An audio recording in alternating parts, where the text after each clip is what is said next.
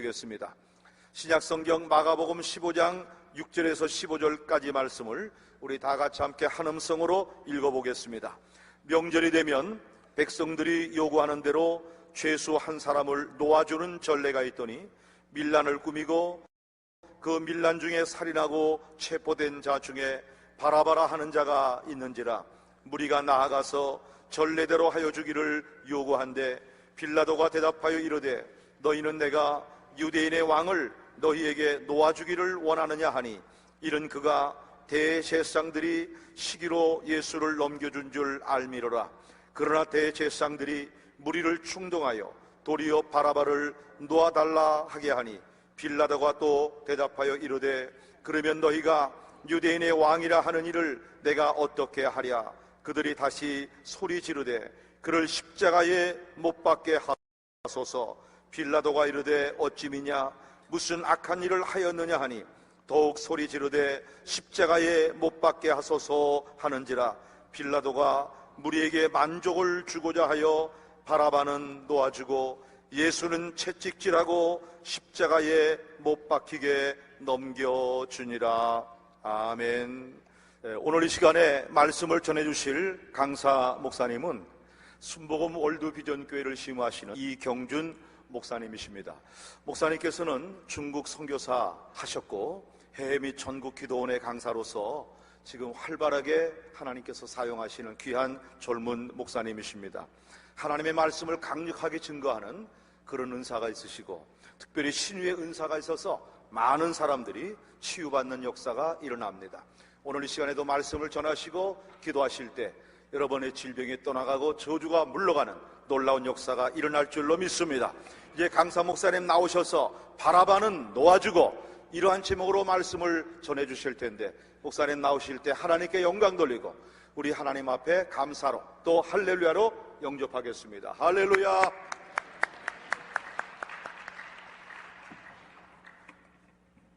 칠흑같이 어두운 감옥 안이었습니다. 한 남자가 감옥 구석에서 웅크리고 앉아 있습니다. 바닥에서는 냉기가 계속해서 올라오고 오랫동안 먹지를 못해서 몸은 약해질 대로 약해졌습니다. 이 사람은 바깥에서 밀란이 일어났을 때 사람을 죽인 강도였습니다. 그는 현장에서 잡혔습니다. 그의 죄는 너무나 명백했고 정당한 재판 과정을 거친 후에 사형 판결이 내려지게 되었습니다. 이 남자는 언제든지 사형 집행을 받을 수 있는 그런 사람이었습니다. 그래서 이 사람의 마음속에는 항상 두려움이 있었습니다. 언제 사형 집행이 내려질까? 언제 간수장이 찾아와서 이제는 너의 죄값을 치를 때가 되었다. 이제는 사형장으로 가자. 이런 말을 할까봐 이 남자의 마음속에는 항상 두려움과 염려와 근심과 정죄감과 수치감이 있었습니다. 이 남자가 가장 두려워하는 것은 간수장의 발자국 소리였습니다.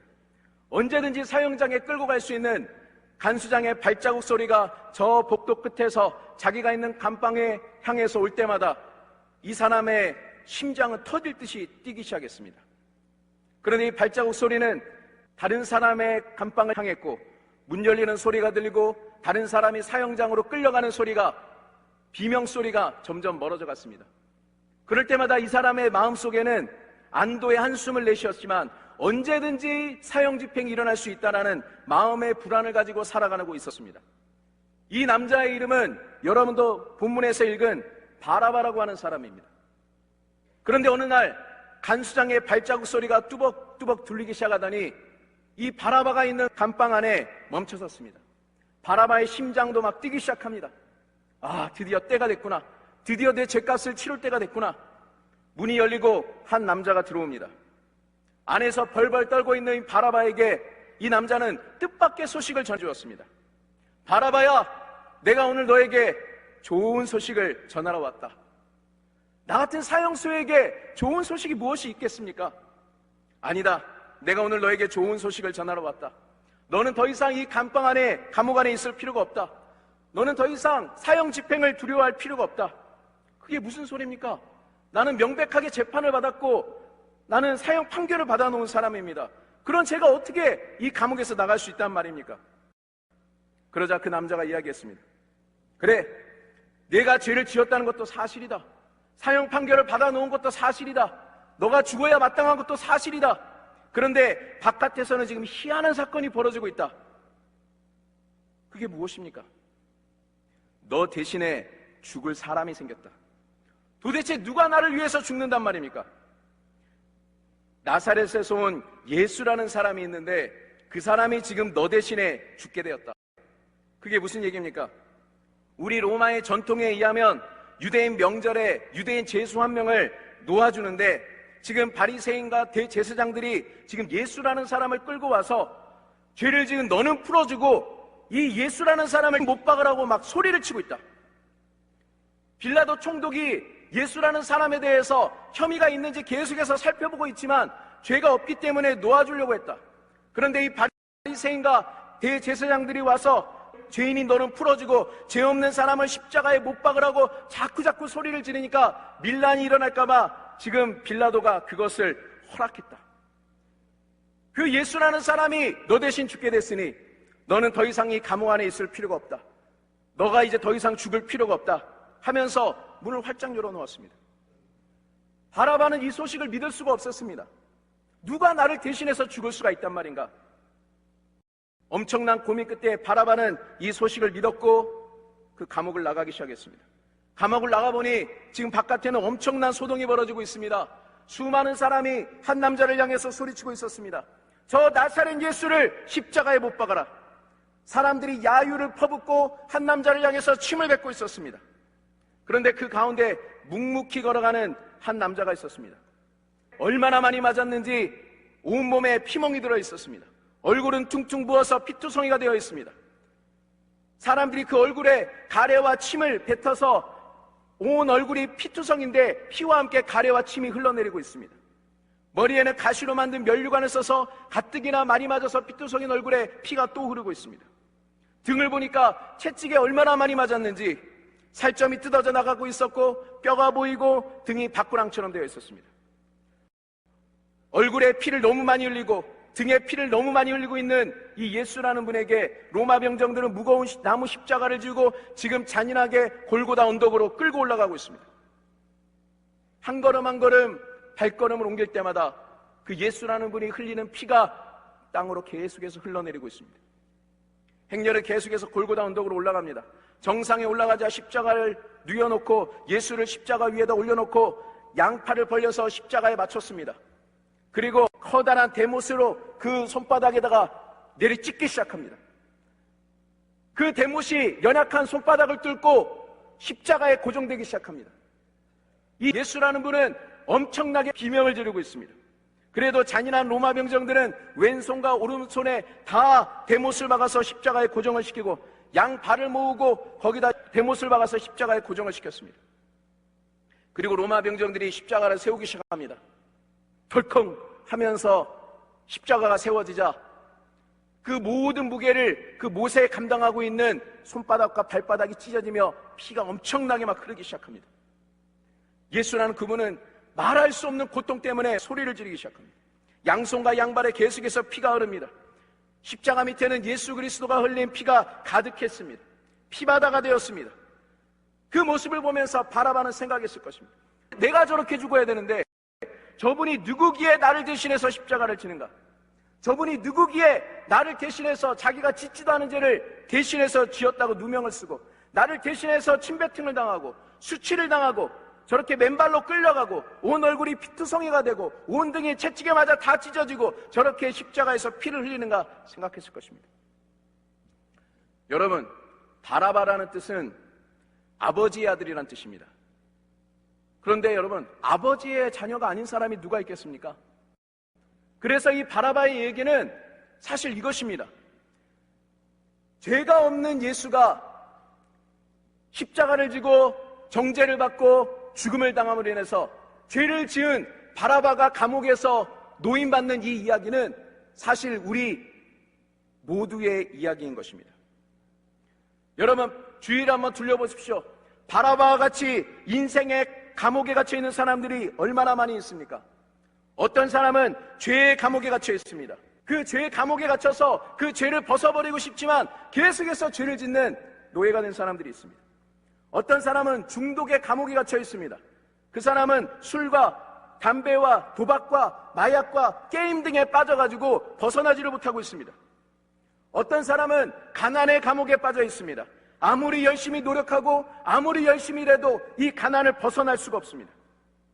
어떤 사람은 정죄감과 죄책감의 감옥에 갇혀 있습니다.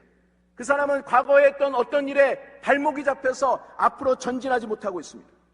어떤 사람은 열등감의 감옥에 갇혀서 항상 괜찮은 사람임에도 불구하고 항상 두려워하고 의기소침하고 자신감이 없습니다. 수많은 사람들이 이런 각자의 감옥에 갇혀서 어찌할 바를 모르고 살아가고 있는 것입니다. 지금 여러분들이 갇혀있는 감옥은 어디입니까? 여러분들은 지금 무슨 문제가 있어서 이곳에 올라오셨습니까? 그렇지만 우리가 이 감옥 안에서 사는 것은 하나님의 뜻이 아닙니다. 여러분, 하나님의 뜻을 아는 것은 굉장히 중요합니다. 여러분, 가난에서 벗어나고 싶으십니까? 문제에서 벗어나고 싶으십니까? 질병의 감옥에서 벗어나고 싶으십니까? 그렇다면 여러분들은 하나님의 뜻을 알아야 합니다. 왜냐하면 하나님의 능력을 아는 것만으로는 우리는 응답을 받을 만한 믿음이 안 생기기 때문에 그렇습니다. 여러분, 한 문둥병자를 기억하고 계십니까? 그 문둥병자가 예수님 발 앞에 와서 이렇게 기도를 했습니다. 예수님, 만약 당신이 원하신다면 나를 깨끗게 하실 수 있습니다. 그러니까 이 남자는 당신은 나를 깨끗게 하실 수 있는 능력이 있습니다. 예수님의 능력은 믿었습니다. 자기를 자유케 할 수 있다는 능력이 예수님한테 있다라는 걸 믿었습니다. 그럼에도 아직 치료받지 못했습니다. 그런데 뭐를 못 믿고 있는 거냐면 당신이 원하시면 나를 깨끗게 하실 수 있습니다. 뭐를 모르고 있는 거예요? 예수님이 자기를 깨끗게 할 수 있는 능력은 믿지만 당신이 나를 깨끗게 하고 싶어 하시는지 안 하시는지 그거 아직 모르겠다라는 것입니다. 그 뜻을 아직 정확하게 모르고 있다면 우리는 아직 응답받지 못합니다. 그래서 예수님이 손을 얹으면서 뭐라 그러셨습니까? 내가 원하노니 깨끗함을 받으라 말했을 때, 아, 예수님도 나를 이 병에서 노임받기를 원하시는구나, 이 예수님의 뜻을 알았을 때 이 사람의 믿음이 확 생겼고 예수님의 치료가 그의 몸속에 확 들어오고 그 문둥병이 확 하고 물러가고 이 사람은 깨끗함을 받은 것입니다. 믿으십니까? 하나님의 뜻을 알아야 됩니다. 막 기도만 하는 것도 중요하지만 기도원에 와서 하나님의 말씀을 들어야 됩니다. 내가 노임받는 게 하나님의 뜻인가? 내가 응답받는 게 하나님의 뜻인가? 이걸 모르고서는 우리는 응답받지 못합니다. 예를 하나 더 드릴게요. 우리 하나님이 문제를 해결할 수 있는 능력이 있다는 건 믿으십니까? 목사님들이 계속해서 설교했죠. 우리 하나님은 홍해수를 갈라버리시는 분이고 여리고성을 무너뜨리시는 분이고 오병이의 기적을 통해서 많은 자들을 먹이시는 능력이 있으신 분이라고 얘기합니다. 근데 더 중요한 건 뭐냐면 우리 주님이 나를 그렇게 치료하기를 축복하기를 원한다는 뜻을 알아야 됩니다. 우리나라에서 제일 부자가 누구죠? 이건희 회장인가요? 이건희 회장은 내가 물질의 문제를 겪고 있을 때 나를 도와줄 능력이 있습니까? 마음만 먹으면 나를 도와줄 수 있습니까? 집이 없는 사람한테 집 한 채 줄 수 있습니까? 이건희 회장은 능력 있죠? 그런데 여러분은 그 회장이 나한테 집을 줄 거라고 믿는 분들 계세요? 왜 안 믿으세요? 그 사람은 능력이 있는데? 그 사람은 여러분들을 도와주겠다는 자기 뜻을 보여준 적이 없거든요. 그래서 우리는 믿음이 안 생기는 겁니다. 하나님이 엄청난 능력을 가지고 계시지만 그 능력이 하나님은 능력 있으십니다. 이것만 믿는다고 내게 믿음이 생기는 게 아니라 나를 도와주겠다라는 그 능력 있는 하나님이 나를 도와주겠다라는 이 뜻이 알아져야 내가 믿음이 생긴다라는 거예요. 그 회장은 나한테 줄 능력이 있는데도 나는 믿음이 안 생겼어요. 그런데 어느 날 편지 한 통이 왔어요. 그게 뭐냐면은 삼성이 생긴 지 몇 주년 기념을 통해서 지금 몇 명을 추첨해서 집이 없는 분들을 위해서 집을 나눠드리고자 합니다. 그런데 선생님이 당첨되셨습니다. 자, 삼성에서 집을 나눠주기로 뜻을 보여줬습니다. 그러면 이제 여러분들은 그 삼성은 나에게 그걸 줄 수 있는 힘도 있고 그것을 주려는 뜻도 있고 이것을 알았을 때 여러분 안에는 뭐가 생기겠죠? 언제가 나한테 집이 생기겠구나 하면서 기대하고 기다리고 소망이 불어올 것입니다. 마찬가지로 우리 하나님께서 능력이 있다라는 것만 믿을 것이 아니라 성경을 통해서 나를 치료하는 것이 나의 기도에 응답하는 것이 우리 하나님의 뜻이라는 걸 내가 먼저 확실히 알아야 되는 것입니다. 그러면 여러분에게 오늘 저녁에 기적이 일어나게 될 것입니다. 하나님의 뜻을 알려면 어떻게 해야 됩니까? 죄가 있기 전에 하나님이 창조하신 천지 창조를 보면 알 수가 있습니다. 천지를 창조할 때 하나님은 어떤 하나님이셨습니까? 우리 하나님은 굉장히 풍성하신 하나님이셨습니다. 하늘과 땅과 바다를 만드셨습니다. 하늘과 땅과 바다를 만드시고 하나님은 텅텅 비도록 남긴 게 아니라 우리 하나님은 하늘에 해와 달과 수많은 별들로 가득가득 채우시는 하나님이셨습니다. 바다를 만드시고 그 바다를 텅 비게 만든 게 아니라 수많은 물고기와 해산물들로 가득가득 채우시는 하나님이셨습니다. 이 땅을 각종 동식물과 각종 먹을 것과 과일나무로 가득가득 채우시는 하나님이셨습니다. 에덴 동산에서는 네 강의 근원이 되는 물줄기가 있어서 엄청나게 마실 물이 많이 있었습니다. 그거 먹을 사람은 몇 명인데요? 아담과 두 사람밖에 없을 건데 우리 하나님은 막 쓰고 넘치시는 하나님이기 때문에 풍성하게 다 준비를 해놓으셨습니다. 하나님께서 이 모든 걸 예비해 놓으신 다음에 우리 인간들을 만드셨는데 어떻게 만드셨습니까? 하나님의 형상과 모양을 따라 만드셨다고 얘기하고 있습니다. 우리 인간들을 보면 하나님의 능력이 드러나게 만드신 겁니다. 하나님의 지혜가 드러나게 만드셨습니다. 하나님의 사랑과 용서가 드러나게 만드셨습니다. 하나님의 자비가 드러나는 존재로 우리를 귀하게 만들어 놓으셨다는 것입니다. 여러분의 지금 삶이 어떤지는 모르겠지만 흙수저로 태어났을 수도 있고 원치 않게 태어났을 수도 있고 수없이 많은 탄생들이 있지만 우리는 그 근원을 보면 하나님께서 우리를 굉장히 멋지고 귀하게 만드셨다는 것입니다. 우리는 멋있는 사람들입니다. 하나님이 우리를 그렇게 만드셨습니다. 하나님은 우리를 외롭게 만들지 않으셨습니다. 하나님은 우리를 가난하게 만들지 않으셨습니다. 하나님이 만드신 세상을 보면 항상 부요했고 충만이 있었습니다. 하나님 만드신 세상에는 죄가 없었습니다. 사망도 없었습니다. 질병도 없었습니다. 슬픔도 없었습니다. 이건 하나님이 만드신 것들이 아닙니다. 이 모든 것들을 만드신 다음에 우리 하나님께서 아담과 하와에게 너는 생육하고 번성하고 정복하고 다스리라고 했습니다. 내가 이 모든 것을 너희들에게 맡겨주었다. 그러니까 여러분, 우리는 어떤 존재들입니까?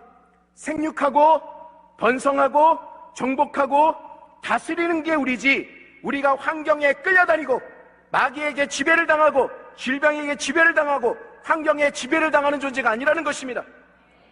우리는 우리가 다스리는 존재들입니다. 우리가 예수의 이름으로 죄를 다스립니다. 우리가 예수의 이름으로 가난을 다스립니다. 우리가 예수의 이름으로 저주를 다스립니다. 우리가 예수의 이름으로 질병을 다스립니다. 우리가 예수의 이름으로 환경을 다스립니다. 우리를 다스리는 존재들입니다. 따라하십시오, 여러분. 내가 다스린다. 질병이 나를 다스리지 않는다. 내가 질병을 다스린다. 내가 환경을 다스린다. 내가 마귀를 짓밟는다. 예수의 이름으로. 이렇게 하나님은 우리를 하나님의 형상과 모양대로 창조하시고 많은 것들을 주셨습니다. 이게 하나님의 뜻입니다.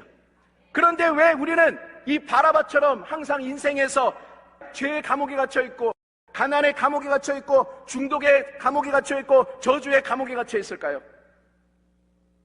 우리가 이 감옥에 갇혀있는 원인을 알아야 해결책을 찾을 수가 있습니다. 하나님이 우리가 겪고 있는 이 문제의 원인이실까요? 하나님이 우리를 이 감옥으로 밀어넣으셨을까요? 성경은 전혀 아니라고 얘기하고 있습니다.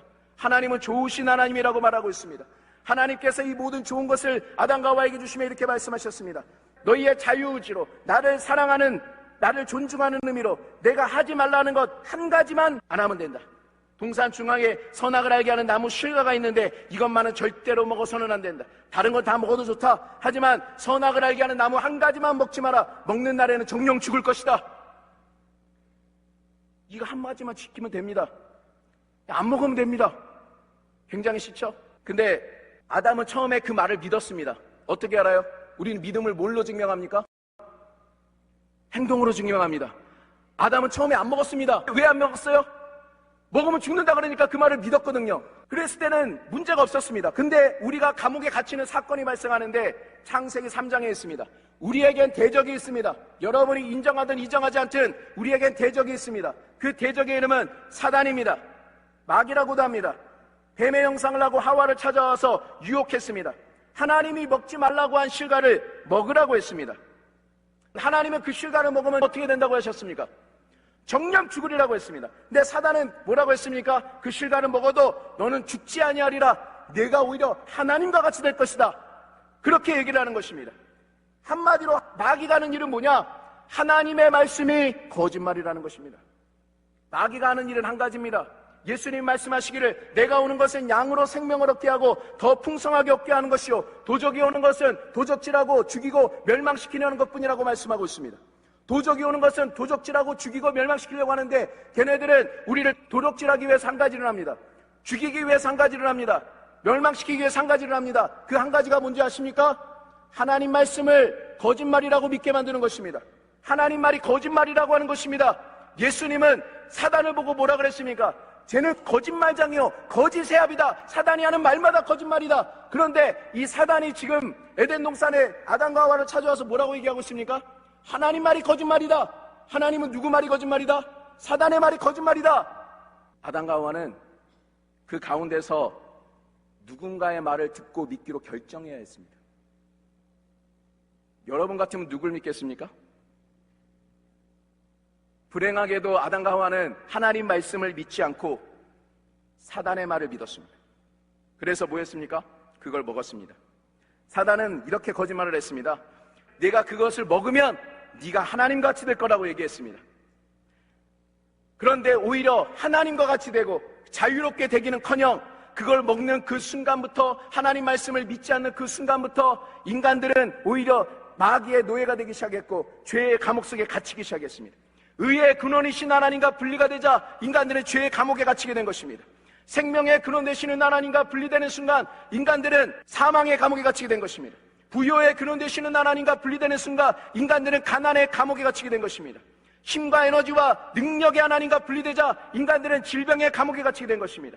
성공 자체이신 하나님과 분리되자 인간들은 실패의 감옥에 갇히게 된 것입니다. 죄와 사망과 저주와 가난과 실패의 감옥 속에서 우리는 매일같이 울며 두려워하며 떨며 약해지며 살아가고 있는 것입니다. 그렇지만 이것은 결코 하나님이 원하시는 것이 아닌 것입니다. 우리는 이 하나님의 뜻을 알아야 합니다. 나오고 싶으면 알아야 합니다. 하나님이 나를 이 구렁텅이로 밀어넣은 게 아니라는 걸 우리는 알아야 합니다. 사단이 우리를 속이는 것입니다. 하나님 우리를 축복하기를 원하십니다. 그래서 하나님은 다시 한번 죄로 인해서 인간들과 하나님과 멀어졌는데 하나님과 인간들을 가까이 할 계획을 시행하셨습니다. 다시 한번 우리를 회복할 계획을 시행하셨습니다. 다시 한번 우리를 축복할 계획을 시행하셨습니다. 때가 참에 하나님께서 그 아들 예수 그리스도를 이 세상에 보내셨습니다.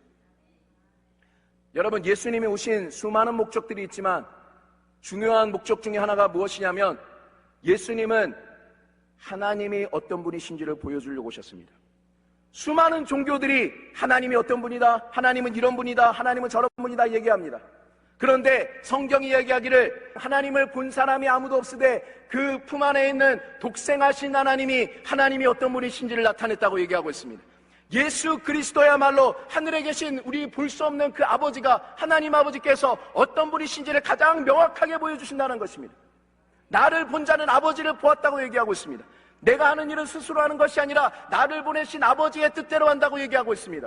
그래서 예수가 병자를 치료하면 그건 아버지가 치료하기를 원하는 것입니다.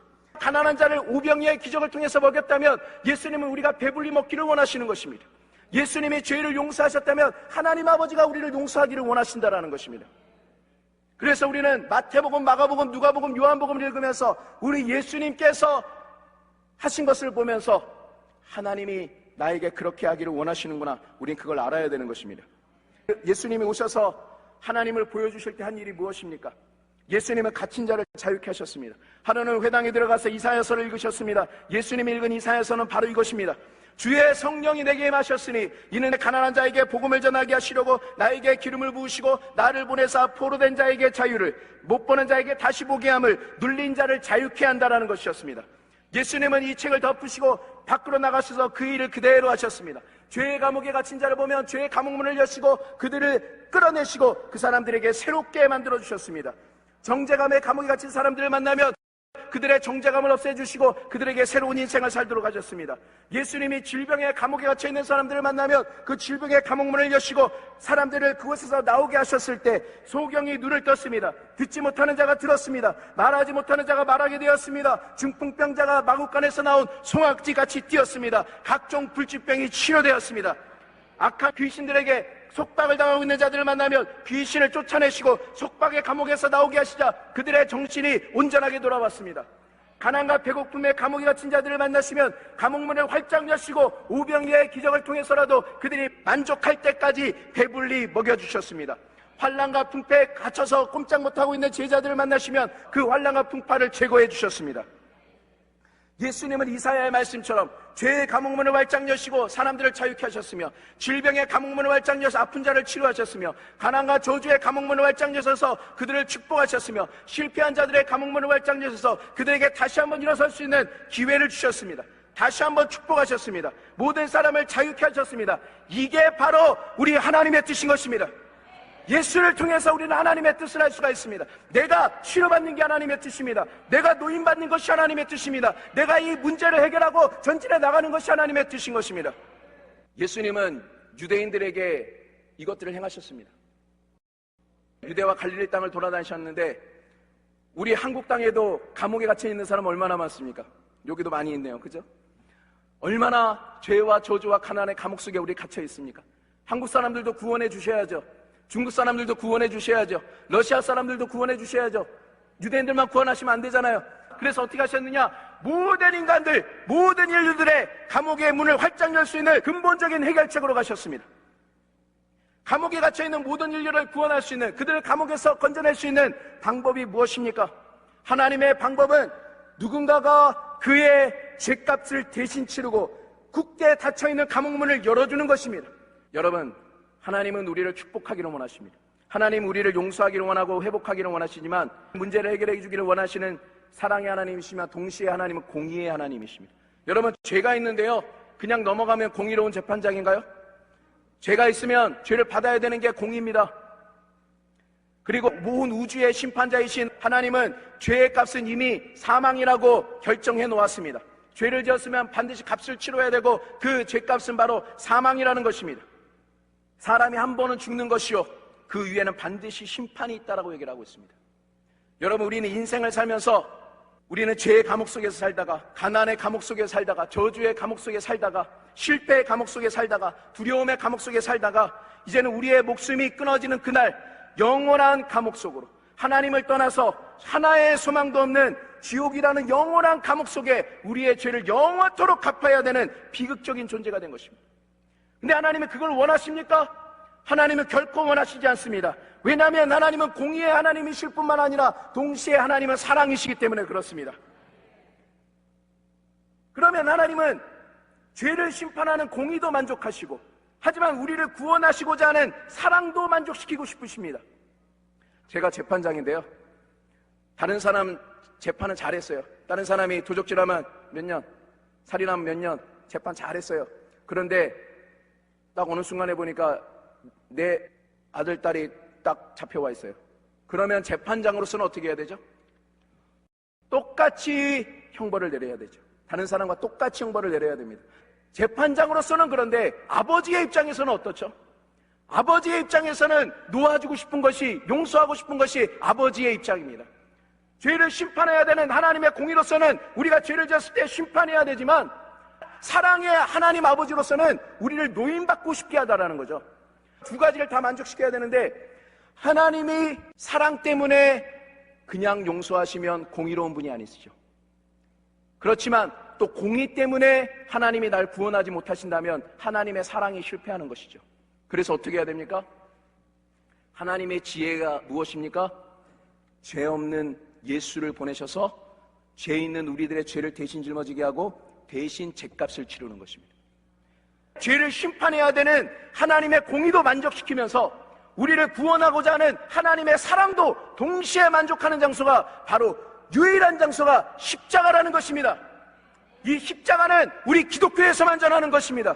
기독교의 유일한 메시지고, 이 십자가에 못 박히신 예수 그리스도야말로 하나님의 능력이요 하나님의 지혜인 것입니다.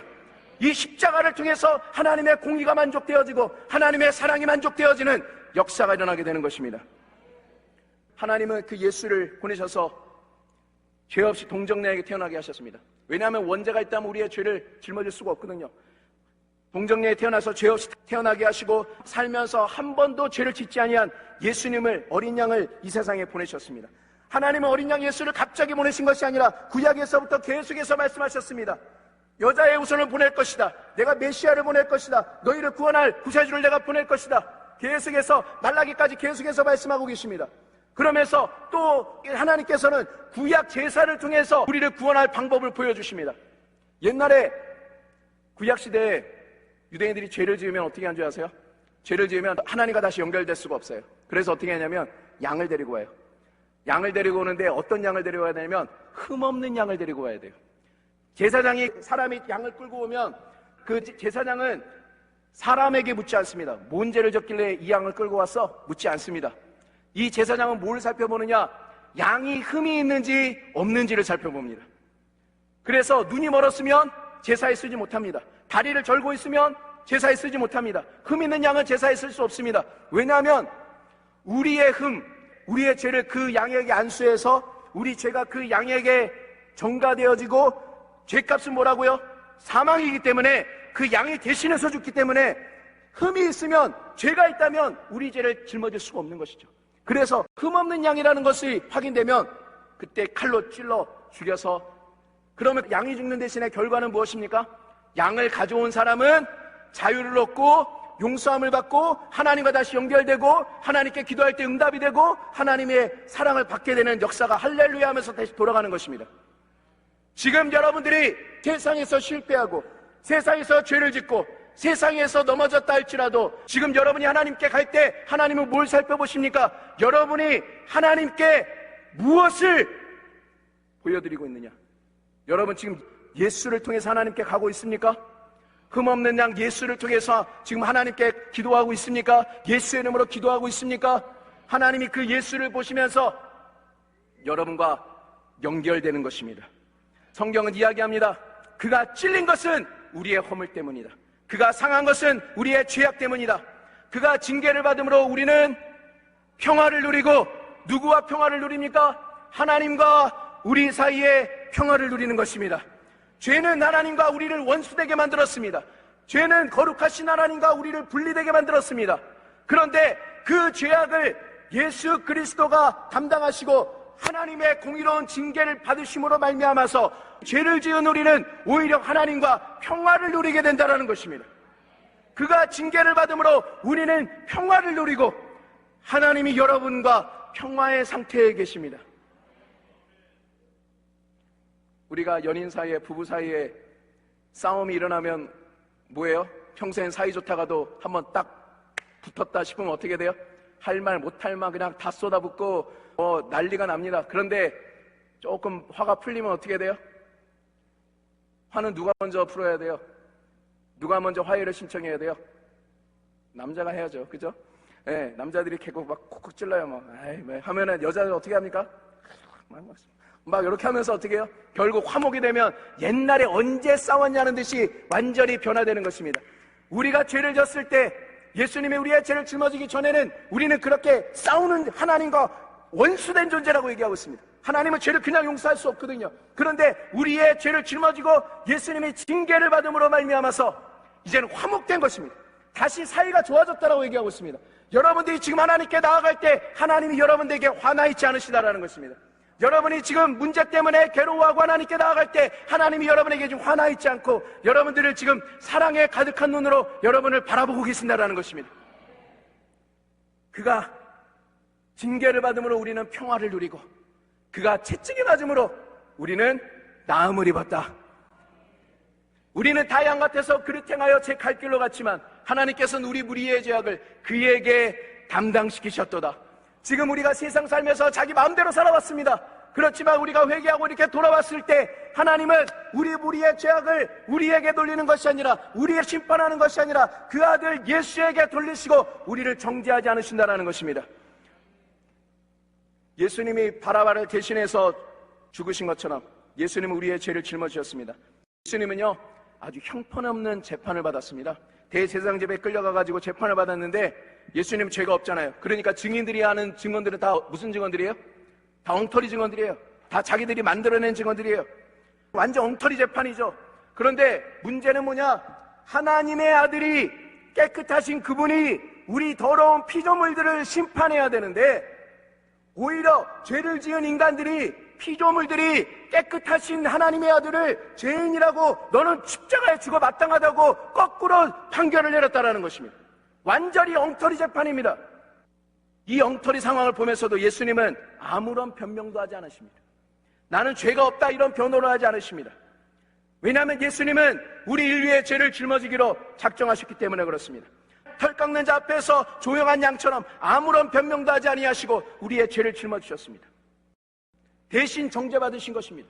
내가 정죄받아야 되는데 예수님이 대신 정죄받은 것입니다. 왜 하나님이 여러분들을 정죄하지 않습니까? 누구든지 그리스도 예수 안에 있으면 정죄함이 없다고 하나님은 선포하고 계시는데 우리는 죄를 졌는데 우리는 넘어졌는데 왜 하나님이 우리에게 정죄하지 않으십니까? 왜 우리에게 손가락질하면서 넌 죄인이다, 넌 죽어 마땅하다 이렇게 우리를 정죄하지 않으십니까? 정말 우리가 죄를 안 지어서 그렇습니까? 아닙니다. 여러분, 2000년 전에 우리를 너무나 사랑하신 하나님의 아들께서 우리 대신에 정죄를 받았기 때문에 우리를 정죄하지 않는 것입니다. 사람들이 그 예수를 때릴 때도 예수님은 아무런 저항도 변명도 하지 않았습니다. 죄인인 우리가 맞아야 되는데 예수님이 대신 맞은 것이죠. 사람들이 예수에게 침을 뱉었습니다. 여러분, 침을 뱉으면 아픔이 있나요? 제가 여러분들한테 에이 더러운 것 하면서 침을 탁 뱉어요. 침이 딱 맞았어요. 그러면은 여기가 아파요?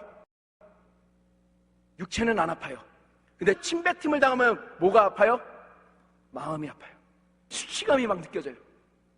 예수님이 엄청난 침세례를 받을 때 죄인이라고 너는 이 침뱉음을 받아 마땅하다고 사람들이 침을 뱉을 때 예수님은 우리의 수치감의 감옥을 열어버리고 마는 것입니다. 로마서 8장 33절을 보면 누가 능히 하나님의 택하신 자들을 고발하겠느냐? 의롭다 하시니가 하나님이시라고 얘기하고 있습니다. 우주의 재판장이신 하나님께서 너희들은 의롭다, 너희들은 한 번도 죄를 짓지 않는 것처럼 깨끗한 존재들이다, 내가 너희를 의롭게 보고 있다, 이렇게 선포하고 있습니다. 누가 우리를 고발하겠느냐? 왜 예수님 우리를, 죄인인 우리를 의롭다고 하십니까? 그 아들께서 우리 대신에 죄를 지고 하나님의 공의로운 형벌을 받았기 때문에 하나님은 우리를 의롭게 보시는 것입니다. 한 번도 죄를 짓지 않는 것처럼 여겨주시는 것이고, 하나님이 우리를 의롭다 하셨고 누가 우리를 정죄하겠느냐? 예수님은 우리를 정죄하겠느냐? 그렇지 않다. 왜냐하면 죽으실 뿐만 아니라 나를 대신해서 죄값을 치르셨을 뿐만 아니라 다시 살아나신 이는 그리스도 예수시니 그는 하나님의 우편에 계신 자요 지금도 우리를 위해서 변호해주고 계시고 강구하는 자라는 것입니다. 예수님도 지금 우주의 재판장이신 아버지 앞에서 그 손을 보여드리고 있습니다. 여러분, 예수님의 부활한 육체에는 못자국이 영원히 지워지지 않는다는 걸 알고 계십니까? 아버지 하나님, 재판장이신 우주의 아버지시여, 내가 저 김집사의 죄를 짊어지고 십자가의 못을 박아 피를 흘려 죄값을 치러놨습니다. 이게 바로 내 죄에 대한 영수증입니다. 죄값을 치렀다라는 영수증입니다.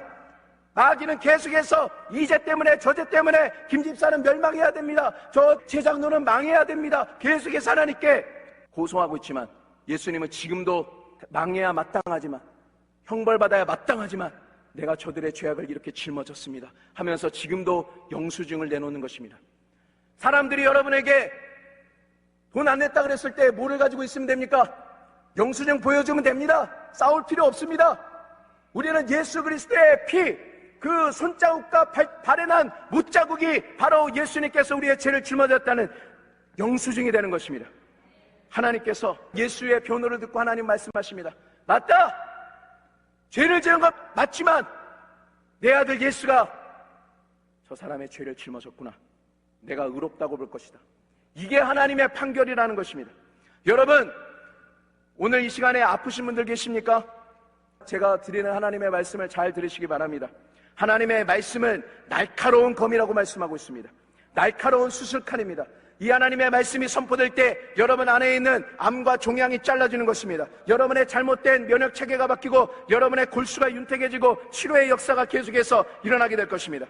예수님께서 묶여서 채찍을 받았습니다. 그 채찍은 보통 채찍이 아닙니다. 채찍의 끝이 여러 개를 갈라져 있는데 끝에는 날카로운 뼈 조각과 새 조각이 달려 있었습니다. 로마 병정이 한번 후려치면 그 채찍은 예수님의 몸을 딱 감싸고 그 새 조각이 탁 몸에 박힙니다.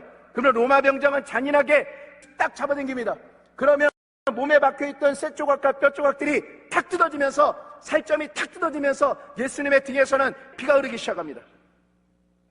맞다가 예수님은 계속 쓰러지지만 또 일어나고 또 일어나고 또 일어나고 그 매를 다 맞아내셨습니다. 왜 예수님은 이 매를 끝까지 맞으셨을까요? 왜냐하면 성경에 말하기를 이 채찍에 맞은 매는 우리를 치료하기 위해서 맞는 매라고 말씀하고 있는 것입니다. 베드로가 이 장면을 보면서, 채찍을 당하는 이 장면을 보면서 베드로전서 2장 24절을 보면 이렇게 적어놨습니다. 그가 채찍에 맞음으로 너희가 나음을 입었다라고 선포하고 있는 것입니다. 너희가라는 중에서 여러분들이 포함되어 있습니까? 우리는 나음을 입은 사람들입니다. 예수님의 값을 치러 놓았다고 얘기를 하고 있습니다. 성경의 또 다른 곳엔 이렇게 얘기하고 있습니다. 마태복음 8장 14절 17절에는 베드로의 장모가 열병에 걸렸다고 얘기하고 있습니다. 그런데 예수님이 그 집에 들어가서 그 손을 잡자 열병이 떠나가 버리고 그 여자가 완전하게 나았습니다. 그리고 그 치료의 소문이 들리자 온 동네 사람들이 아픈 사람들과 귀신 들린 사람들을 베드로의 집에 다 몰고 들어왔습니다. 그때 성경이 말하기를 예수님께서 그들을 한 사람도 남기지 않고 다 치료하셨다고 얘기를 하고 있습니다. 예수님은 누구의 뜻대로 움직이신다고요? 아버지의 뜻대로. 그 마을 사람들을 다 치료하시는 것이 아버지의 뜻인 것입니다. 이곳에 있는 분들을 치료하는 것이 바로 하나님의 뜻인 것입니다. 이것이 치료되었을 때 왜 이런 일을 하셨느냐? 이사야 선지자에 의하면 그가 우리의 연약을 담당하시고 우리의 병을 짊어지셨다함을 이루리 함이라고 말씀하고 있습니다.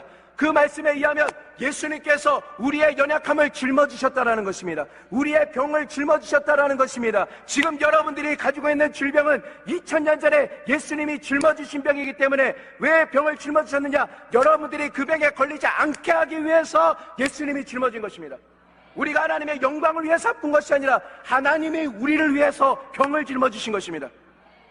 여러분, 그 하나님 말씀을 믿으십니까? 하나님 말씀을 믿을 때 기적이 일어납니다. 지금 2000년이 지났습니다. 지금 베드로도 2000년이 지났기 때문에 죽었습니다. 치료받은 베드로의 장모도 죽었습니다. 그때 고침받은 모든 마을의 사람들도 다 지금은 죽었습니다. 그렇지만 1.1획도 변함없으신 하나님의 말씀은 예수 그리스도는 지금도 살아계시고 어제나 오늘이나 2000년 전이나 지금이나 동일하셔서 그때 병자들을 치료하신 예수님은 지금도 이 자리에 찾아오셔서 여러분들을 치료하신다라는 것입니다. 예수님은 치료하시는 분이십니다. 치료하기를 원하십니다. 치료하기 위해서 채찍 맞음으로 값을 치러 놓으셨습니다. 채찍에 맞아 등이 찢어지고 피가 흐를 때 병을 치료하기 위해 값을 다 치러 놓으셨고 질병의 감옥문을 활짝 열어놓으시고 우리가 그 감옥문을 나올 수 있도록 값을 치러주셨다는 것입니다. 하나님은 축복의 하나님이십니다. 예수님은 채찍에 맞으셨을 뿐만 아니라 나무 십자가에 달리셨습니다. 여러분, 예수의 피가 우리의 죄를 씻은 건 아십니까? 예수의 피가 우리의 죄를 씻는다면 예수님은 칼에 찔러 죽여도 됩니다. 피는 나옵니다. 그리고 예수님은 목베임을 당해도 피는 나옵니다. 그런데 왜 예수님은 나무 십자가에 못이 박혀서 피를 흘리는 그런 형벌을 택하셨을까요? 왜냐하면 하나님의 깊은 뜻이 있습니다. 신명기에 보면 이런 얘기가 있습니다. 나무에 달린 자마다 하나님께 저주를 받은 자라고 얘기를 하고 있습니다. 그 얘기를 사도 바울은 갈라디아에서 이렇게 해석을 하고 있습니다. 예수 그리스도가 우리를 위해서 저주를 받으셨다라는 것입니다. 어떤 저주냐? 율법의 저주에서 우리를 속량하셨다라는 거죠. 율법의 저주라는 것은 무엇입니까? 이스라엘 백성들에게 율법을 주었을 때 잘 지키면 복을 받지만 안 지키면 저주가 따라옵니다. 그래서 구약에 보면 이스라엘 백성들 뭐예요? 잡혀가고 병 걸리고 이렇잖아요. 이거는 무슨 뭡니까? 율법의 저주입니다. 율법 아래서는 한 사람도 구원받을 수가 없죠. 그런데 하나님 우리가 저주를 받기를 원하시나요? 원치 않으십니다. 그래서 어떻게 하셨습니까? 나무에 달아서 율법의 저주를 대신 담당하셨고 그 예수 안에서 우리는 아브라함의 복을 받은 사람들이라는 것입니다. 저주받은 인생이 아니라는 것입니다. 우리는 복을 받은 사람들입니다. 저주는 더 이상 여러분들의 인생에 끼어들 권리가 없는 것입니다. 예수의 이름으로 저주를 물리쳐야 되는 것입니다. 택배 아저씨가 내 이름으로 온 게 아니면 어떻게 해야 돼요? 슬쩍 받아야 돼요? 아니면 돌려보내야 돼요? 돌려보내야 되죠. 마귀가 슬쩍 저주를 우리의 삶에 딱 들어오면 이거 내 거라고 사인해야 돼요? 안 해야 돼요? 사인 안 해야 돼요. 저주는 나와 상관이 없다. 내 인생에 저주가 다가올 때 저주는 나와 상관이 없다. 예수가 나의 저주를 짊어지셨다고 우리는 하나님께 기도하고 우리는 당당히 선포해야 되는 것입니다. 저주는 더 이상 여러분에게 있을 권리가 없습니다. 저주를 받으시면서 예수님은 하나 남은 옷까지도 다 벌거벗겨졌고 군인들이 그것을 제비 뽑아 나누셨다고 얘기하고 있습니다. 그 의미는 무엇입니까? 하나 남은 것까지 다 벌거벗겨졌다는 것입니다. 고린도서 8장 9절을 보면 너희가 예수 그리스도의 은혜를 알거니와 그가 부유하신 자로서 너희를 위하여 가난하게 되심은, 누구를 위해서 가난하게 되셨다고요? 우리를 위해서 가난하게 되심은 그의 가난하심을 인하여 너희로 부욕케 하려 하심이라고 말씀하고 있습니다. 예수님이 가난하게 되심은 나를 따라서 가난하게 살아라, 청빈의 삶을 살아라가 아니라 나의 가난을 인해서 너희를 부욕케 함이라고 말씀하고 있는 것입니다. 이미 십자가에서 가난하게 되셨고 이미 값을 치르셨고 여러분에게는 엄청난 축복의 기회가 보장되어 있는 것입니다. 우리는 축복받을 수밖에 없습니다. 왜냐하면 하나님이 말씀하시기를 하나님의 선하심과 인자하심이 정녕 나를 따라다닌다고 말하고 있습니다. 추격한다라는 것이죠. 내가 아무리 하나님의 은혜와 축복을 안 받으려고 도망다녀도 그 은혜가 나를 추격해서 쫓아와서 결국에는 축복해버리고야 마는 것입니다. 결국에는 은혜를 부어주시고야 마는 것입니다. 여러분이 밟는 땅마다 축복의 땅이 되는 줄로 믿습니다. 예수님께서 십자가에서 고통당하실 때 그 의미는 무엇입니까? 하나님의 공의로운 진노가 나에게 쏟아지고 있는 것입니다. 그 십자가에서 예수님은 소리 질렀습니다. 나의 하나님, 나의 하나님, 어찌하여 나를 버리셨나이까? 하나님은 진짜 그 아들 예수를 버려버렸습니다. 왜냐하면 죄는 하나님과 우리 사이를 갈라놓기 때문에. 근데 그 죄를 예수님이 짊어졌으니까 하나님은 그 아들 예수를, 그동안 너무 사랑했던 예수를 완전히 십자가에서는 버려버렸던 것입니다. 그 결과는 무엇입니까? 죄를 지은 우리는 버리지 않겠다라는 것입니다. 하나님이 우리를 버리지 아니하십니다. 내 아들을 대신 버렸으니 나는 너희들을 버리지 아니할 것이다. 다시 내 품으로 돌아와라. 내가 세상 끝날까지 너희를 떠나지 아니하리라. 세상 끝날까지 너희를 버리지 아니할 것이다. 떠나지 아니할 것이다. 다시 한번 손을 활짝 펴서 여러분들을 용납하여 주시고 용서하여 주시고 환영하여 주시고 받아주시는 것입니다. 왜 하나님이 우리를 버리지 않는다고요? 2000년 전에 우리를 사랑하신 하나님의 아들께서 우리 대신에 버림받았기 때문에 우리를 버리지 않는 것입니다. 그 모든 고통을 담당하시고 예수님 말씀하셨습니다. 내가 다 이루었다. 내가 하나님과 너희 사이에 가로막았던 죄의 담을 내가 다 갚아버렸다. 너희는 다시 한번 하나님과 연결될 수 있다.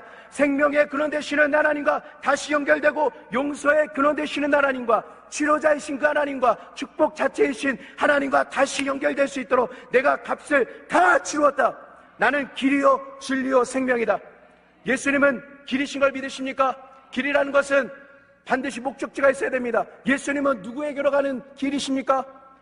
아버지 하나님께로 가는 유일한 길이십니다. 우리를 너무나 사랑하는 그 아버지께로 갈 수 있는 유일한 길이 바로 예수님인 것입니다. 예수님이라는 길을 통해 우리가 다시 한번 생명과 능력의 근원 되시는 하나님께 갈 때마다, 예수의 이름으로 아버지께 갈 때마다 기적이 일어납니다. 불가능한 일이 가능하게 변화됩니다. 예수를 통해서 아버지와 연결될 때 질병이 치료되어 버립니다. 예수를 통해서 아버지와 연결될 때 귀신은 떠나가 버립니다. 가난은 철폐됩니다. 저주는 축복으로 변화되어 버리고 마는 것입니다. 예수님은 진리라고 했습니다. 어떤 진리입니까? 진리를 알지니 진리가 너희를 자유하게 할 것이다. 예수 그리스도를 알면 알수록 우리는 자유케 되는 것입니다. 나는 생명이다. 죽은 자들에게 음식은 필요 없습니다. 죽은 자에게 음악은 필요 없습니다. 죽은 자들에겐 돈이 필요 없습니다. 죽은 자에게 필요한 것은 오직 생명입니다. 나를 믿는 자는 아버지의 생명을, 하나님의 자녀가 된다는 의미는 무엇입니까? 하나님의 생명이 부어진 바 된다는 것입니다. 하나님의 영원한 생명, 초자연적인 생명, 기적적인 생명, 능력의 생명이 우리에게 임하고 하나님의 자녀가 될 때 저주가 떠나가고 귀신은 떠나가고 생명을 얻되 더 풍성하게 얻는 역사가 일어나게 되는 것입니다. 내가 다 이뤘다 말씀하시고 죽음으로 가셨습니다. 아무리 위대한 종교의 지도자들도 그 사망에서 벗어나지 못했습니다. 아무리 위대한 사람도 사망에 갇혀있는데 오직 한 분, 그 사망의 감옥에서 나오신 유일한 분, 그분의 이름이 무엇입니까? 예수 그리스도. 사망 권세를 철폐하시고 죽음의 문을 박차시고 사망과 음부의 열쇠를 가지시고 그분께서 다시 살아났을 때 우리 모든 자들의 감옥의 문이 활짝활짝 열리는 것입니다. 요한계시록 1장 18절에 하면 나는 산자라 내가 전에는 죽었었노라 이제는 세세토록 살아있어 사망과 음부의 열쇠를 내가 가지고 있다고 말씀하고 있습니다. 이 열쇠를 가지고 인간들의 자의 감옥문을 활짝활짝 열어버리고 모든 질병의 감옥문을 활짝활짝 열어버리고 이 가나가 저주의 감옥문을 열어버리고 우리들은 새로운 인생을 살게 되는 것입니다. 십자가에서 예수님만 죽은 것이 아니라 성경은 얘기합니다. 정확하게 들으십시오. 너도 죽었다고 얘기하고 있습니다. 우리 옛사람은 십자가에 같이 못 박혔습니다. 지금 죄를 지어 하나님과 원수된 나는 예수님과 함께 십자가에 못 박혔습니다. 과거에 실패한 나는 예수님과 같이 십자가에 못 박혔습니다. 지금 몸이 아픈 나는 예수님과 같이 십자가에 못 박혔습니다. 지금 패배한 나는 예수님의 십자가에 못 박혔습니다. 무능한 나도 같이 예수님과 못 박혔습니다.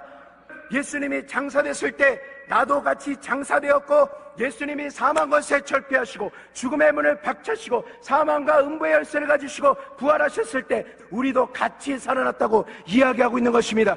옛날에 죄 때문에 원수되었지만 이제는 하나님과 화목된 자로 살아나고 옛날엔 본질상 진노의 자녀였지만 이제는 사랑받는 자녀로 태어나고 옛날엔 매일같이 아프고 실패하고 무능한 자였지만 이제는 건강한 자로 태어났고 이제는 하나님의 능력자로 다시 태어났고 하나님의 권세자로 다시 태어났고 이제는 죄를 짓밟고 마귀를 짓밟고 모든 문제와 역경을 짓밟는 승리자로 우리를 다시 태어나게 하셨다고 성경은 이야기하고 있는 것입니다.